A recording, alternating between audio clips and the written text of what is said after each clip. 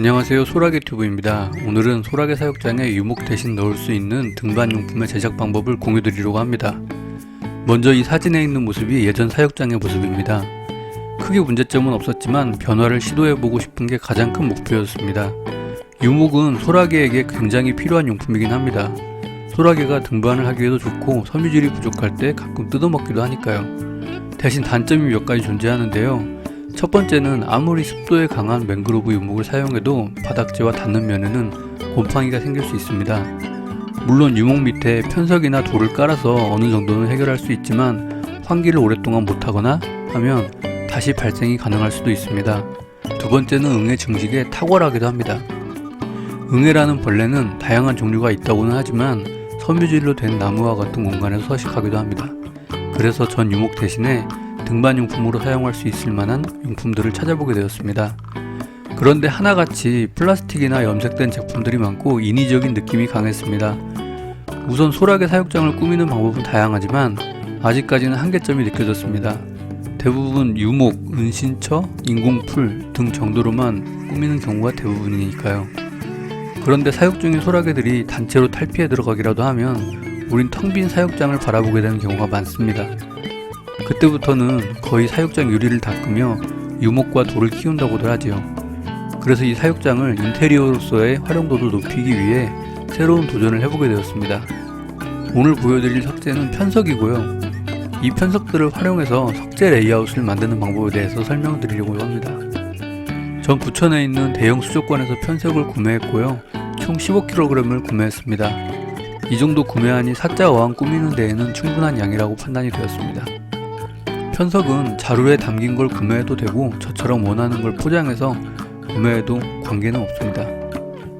대략 만들고자 하는 모습을 대충 구상해두고 구매해 오시면 편합니다.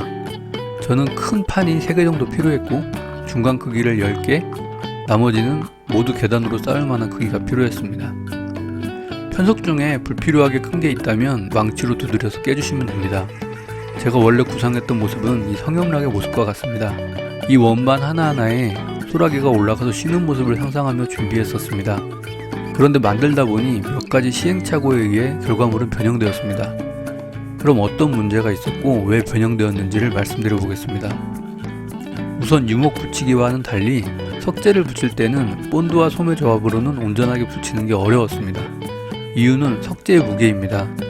물생활을 하는 분들은 석재를 물속에 넣기 때문에 크게 문제가 되지 않을 것 같은데요. 물속에서는 중력의 효과를 조금이나마 덜 받게 되고 물고기가 석재를 건드려서 넘어뜨리는 경우는 없을 테니까요. 하지만 우리는 소라게를 사육하고 있습니다. 교목생물이라 여기저기 오르고 심지어 힘도 꽤나 강합니다. 이런 애들이 매달리고 힘을 주다가 붙여놓은 돌이 떨어지기라도 하면, 그리고 하필 그 밑 지점에 다른 소라게가 있었다면 정말 큰일 날 것 같다는 생각이 들었습니다. 그래서 전 이 원반마다 어쩔 수 없이 기둥을 3개씩 받쳐주는 형태로 구상을 변경하게 되었습니다. 그렇게 해서 탄생한 1차 용품은 이런 모습이 되었습니다. 보시다시피 각 층마다 3개의 기둥다리를 만들어 주었습니다. 그런데 역시나 돌의 무게가 있어서인지 들어올릴 때마다 본드의 접착면이 떨어지는 경우가 많았습니다.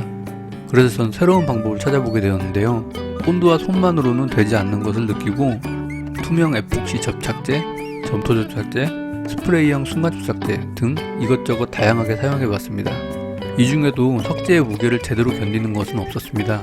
그러다가 생각해보니 우리가 사용하는 어항은 엄청난 무게가 있음에도 실리콘의 접착만으로 잘 버틴다는 것을 느끼게 되었습니다. 그렇게 해서 찾아낸 것은 다이소에 있는 이 석재용 실리콘이었습니다. 결과는 탁월했고 방법도 매우 간단합니다. 이렇게 접착하고 싶은 면에 짜주신 뒤에 덮어주고 24시간 정도를 경화시키면 됩니다. 참고로 24시간이 되지 않아도 어느 정도 굽기는 가능한데요.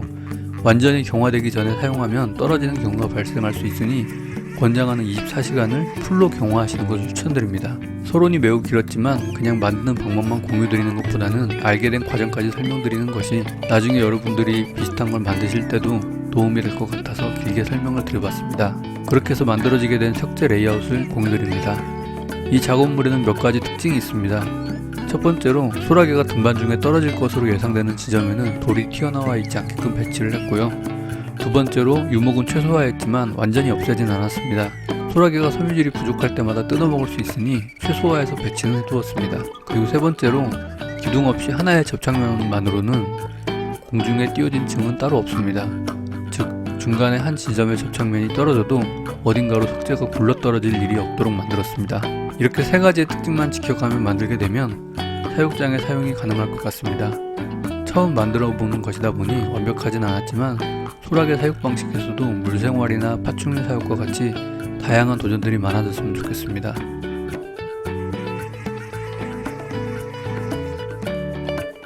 그럼 오늘도 영상이 마음에 들으셨다면 구독과 좋아요 부탁드리겠습니다. 다음에 더 재미있는 소식으로 찾아뵙겠습니다. 감사합니다.